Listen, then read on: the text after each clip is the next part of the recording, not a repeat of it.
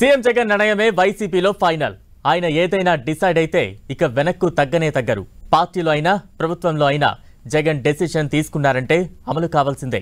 అయితే ఇదంతా గతం అంటున్నారు కొందరు వైసీపీ నాయకులు. సీఎం తీసుకున్న నిర్ణయాన్ని మళ్లీ సమీక్షించాలని కోరుతున్నారు. ప్రెస్టీజియస్ నియోజకవర్గం గెలవాలంటే అభ్యర్థిని మళ్లీ మార్చాలంటున్నారు. ఇంతకీ ఆ ప్రెస్టీజియస్ నియోజకవర్గం ఏది?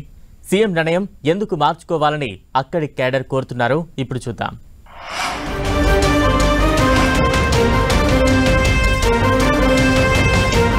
రాష్ట్రంలో 25 ఎంపీ సీట్లు ఉంటే 24 చోట్ల రాజకీయం ఒక ఎత్తైతే ఒక్క నరసాపురం పార్లమెంటు సీటు ఒక ఎత్తు.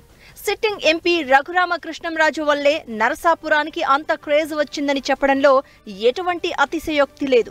2019 ఎన్నికల్లో గెలిచిన వెంటనే సీఎం జగన్ పైన వైసీపీ పైన ఎర్ర జెండా ఎగరేసిన రఘురామ వైసీపీకి కంట్లో నలుసులా మారారు. వైసీపీ వర్సెస్ RRR గా చెప్పే రఘురామకృష్ణంరాజు మధ్య వివాదం ఏ స్థాయికి వెళ్లిందో వేరేగా చెప్పాల్సిన పని లేదు. ఈ ఎన్నికల్లో ప్రతిపక్షం తరపున రఘురామకృష్ణంరాజు మళ్లీ పోటీ చేయడం దాదాపు ఖాయమే.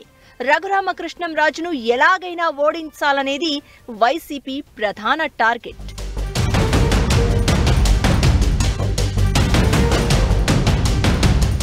రఘురామకృష్ణంరాజు ఓటమి ధ్యేయంగా వైసీపీ ఓ కొత్త అభ్యర్థిని నరసాపురం ఇన్ఛార్జ్ గా ప్రకటించింది. సామాజిక ఆర్థిక కోణాలన్నీ సమీక్షించి న్యాయవాది గూడూరి ఉమాబాలను సమన్వయకర్తగా నియమించింది వైసీపీ. నరసాపురం పార్లమెంటు నియోజకవర్గంలో కాపులు క్షత్రియుల ప్రాబల్యం ఎక్కువ. గత 4 దశాబ్దాల్లో ఈ నియోజకవర్గం నుంచి ఎంపీలుగా గెలిచిన వారంతా క్షత్రియ కాపు సామాజిక వర్గం నేతలే. దీంతో ఈసారి వైసీపీ ప్లాన్ మార్చింది. బీసీ కార్డు ప్రయోగించి పార్లమెంటు బరిలో మహిళా అభ్యర్థిని దింపాలని ఫిక్స్ అయింది. అయితే అధిష్టానం నిర్ణయాన్ని స్థానికంగా ఉన్న బీసీ నేతలు వ్యతిరేకిస్తున్నారు. పార్టీ ఏ ఈక్వేషన్ చూసి నిర్ణయం తీసుకుందో గానీ మరోసారి నరసాపురంపై సమీక్షించాలని డిమాండ్ చేస్తున్నారు లోకల్ లీడర్లు.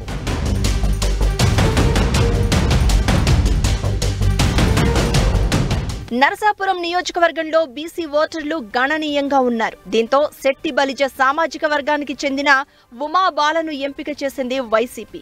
అయితే ఈ నిర్ణయాన్ని మెజారిటీ బీసీ నేతలు పునః సమీక్షించమని కోరడం వెనుక బలమైన కారణం చూపుతున్నారు.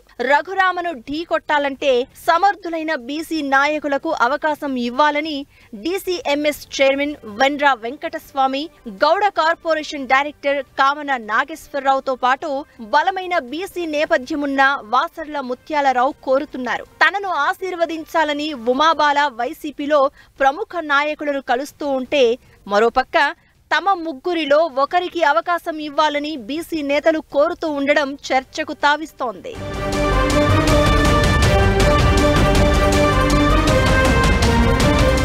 వైసీపీ బీసీ నినాదంలో భాగంగా ఇప్పటి వరకు శెట్టి బలిజ సామాజిక వర్గానికే ఎక్కువ లబ్ధి జరిగిందని, బీసీల్లో ఇతర కులాలకు అవకాశాలు ఇవ్వాలంటే ఉమాబాలను మార్చాలని కోరుతున్నారు ఆ ముగ్గురు నేతలు.